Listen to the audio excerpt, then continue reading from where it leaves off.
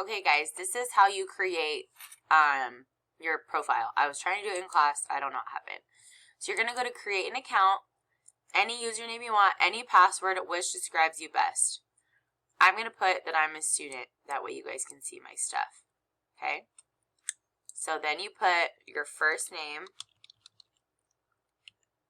your last name, your email. I want you to use your STU email, okay? Lakeview. And that should come up. Your graduation year, so you are in 7th grade. You guys graduate in 2026. Okay, then you're going to hit register. Next. Next. This just tells you how to do it, so read through that, but this is what we're going to be doing in class. Okay? So what I want you to do after you've done that, you're going to share your progress with me with my code. My educator code is capital B, capital N, capital O, 6ZG.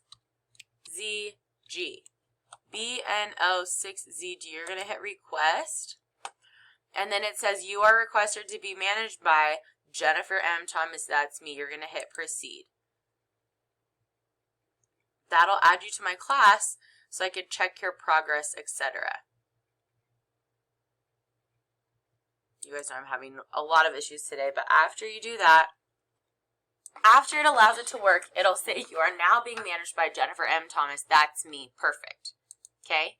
After you've gotten here and you've shared your code with me, I want you to take a screenshot of this page. Okay? This is all you're doing. You're creating a profile and sharing your progress with me. I will be able to check if you're sharing your progress with me from my side. Okay, so please make sure you're doing that.